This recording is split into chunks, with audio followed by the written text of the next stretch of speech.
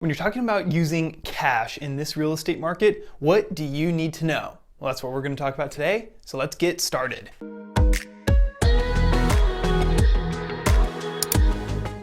Hey, this is Hans Struzyna at the Gunderman Group with Keller Luxury International, coming to you with another video. Today I want to talk about the topic of cash in today's real estate market, mainly because a lot of people want to ask, how many cash offers are there? How many people are just throwing money at houses to succeed? And how can I compete if I don't have that? Or should I use my cash because it helps me compete if I have it available?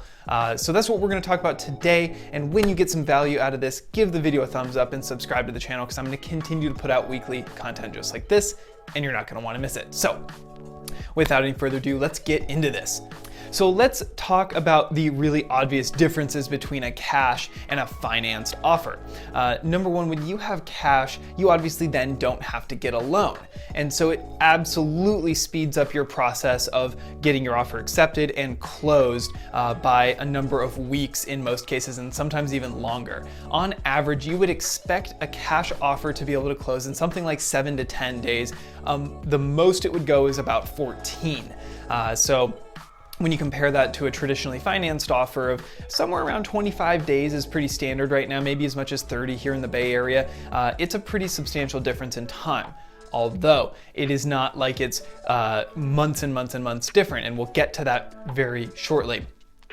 But one thing is a cash buyer that you do have a leg up on some of the other people is you don't need a loan contingency because there isn't one, and you don't need an appraisal contingency because your cash is there. You're just going to put it in, and you don't necessarily need that appraisal. However, you may want to consider refinancing out once you close, so you might care about it for a different reason. But for the purpose of that transaction, you don't. Aside from that, there's a psychological difference here that is important to weigh the cost and benefit of. When you're on the negotiating day and you submit your cash offer and you're stacked up against all these other financed offers, you look pretty good, especially assuming your price is similar in the ballpark of some of these other people. Now, on the flip side, don't get too cocky. Don't get ahead of yourself thinking that just because you have cash, you can shave, $20,000, $40,000, $50,000 off the price and still compete. Because what I said earlier, it's not months difference, it's a couple of weeks in most cases difference. A lot of lenders are getting to the point, because all of the refinances have kind of gone through and the system's not as clogged up from all the COVID refinances, that you can get a traditional loan closed in 21 to 25 days. When you compare that to 10 to 14 days for a cash offer, you're only talking about a week, week and a half, maybe 2 at the most, right? So if a seller's looking at 2 offers, one has a really good down payment with a really strong lender and totally clean, no contingencies, and the other is cash, they're going to start looking at the price difference. Now, if I'm a seller and I'm looking at this and I'm saying, okay, if I have to wait another 10 days, but I can get another $20,000 because this other offer that has the financing is higher, but it's a really sure deal, probably going to wait for 20 grand for 10 days, right? That's a pretty good deal. In my experience, typically a cash offer is worth somewhere in the world of 10, maybe as high as $15,000 to $20,000, but most often it's worth about $10,000 of difference. Because once you get that separation in price, people will just wait a little bit longer to get way more money. Okay, so don't think that the cash rules the day just because it shows up, but it's a lower price. That's just not the case. Now, how can you compete with someone like that? Well, let's just assume you don't have all cash, but you do have a good chunk for a down payment. One thing you absolutely need to do, and I've done videos on this, and I'll link to one of them specifically up here about how to leverage your cash, is simply show a larger down payment than just 20%. If you can show it on paper, and if your lender can verify those funds exist and are available, something you absolutely need to consider when you're going into a competitive bidding situation, because the less loan you're seeking, the more financially stable you look, the less challenge it's going to be relative to the value of the house. It's going to look like a more sure deal to the seller. So if you're looking at, say, $500,000, and you're gonna buy a $1.5 million house, you're over 30% down at that point. And you can absorb appraisal shortfalls. You really aren't getting a huge loan compared to the size of the house, or the cost of the house, that is.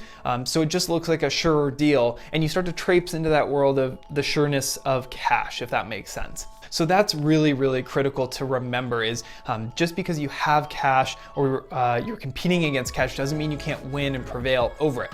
Now, for those of you who are considering writing an all-cash offer, but you want to take advantage of those low interest rates, note that purchase rates are typically better than refinance rates, especially when you're doing a cash-out refinance.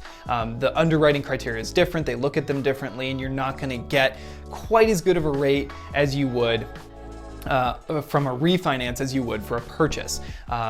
Go talk to a lender about that one as to the why, but that's something I know from experience, having done this personally and done this for a lot of clients, is the refinance is never quite as good as the purchase. So if you're considering leveraging your cash and using it to buy a house, do note that there might be a bit of an opportunity cost to do so. You might have to pay a little bit of a premium on the rate, or you might consider doing a longer escrow and trying to get some kind of a loan involved with your cash. I see this fairly regularly where people write a 21-day close on an all-cash offer, and what that really signals is that they could do cash, but they're actually going to go get a loan and get this closed in 3 weeks. So if you're one of those people, that is something to note. You can leverage the power of the cash, but not actually have to use all of it. And that may be a strategy that's worth exploring with you, your financial advisor, your lender, and your agent, of course. So make sure you know that that's on the table, and make sure you consider the opportunity cost of the difference in rate and the value of that cash in the house versus an investment or whatever you're going to do with it. And think through that very seriously, because it's one thing to win, it's another thing to have the house for a long time and be set up financially to succeed after you close. And of course, lastly, the other consideration is, how long do you expect to be in the house? I talk about this all the time when we're talking about buyer or seller tips, when we're talking about setting yourself up for success. Make sure you consider how long you intend to be there, what the runway is for your time in the house. If you're only planning on being there 3 to 5 years, financing it and paying all the interest and points up front may not make sense, because it may not amortize well over the course of the loan. So you may want to put your cash in there, and if you feel good about where the market's going or the price you're buying it at, you leave it in there and then sell it in 3 years, pull it out, and go on to the next thing. But if you're really sure you're going to be there 10 or 15 or 20 years, it may make more sense to go get a really cheap mortgage and use your cash to leverage yourself into the lowest interest rate you possibly can.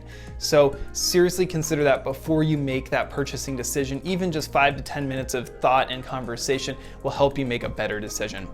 Hopefully you got some value out of that, and if you did, hit the like button and subscribe to the channel, because I'm going to continue to put out weekly content just like this, and you're not going to want to miss it. So without any further ado, I'm Struzyna with the Gunderman Group at Keller Williams Luxury International, signing off for now. See you on the next one.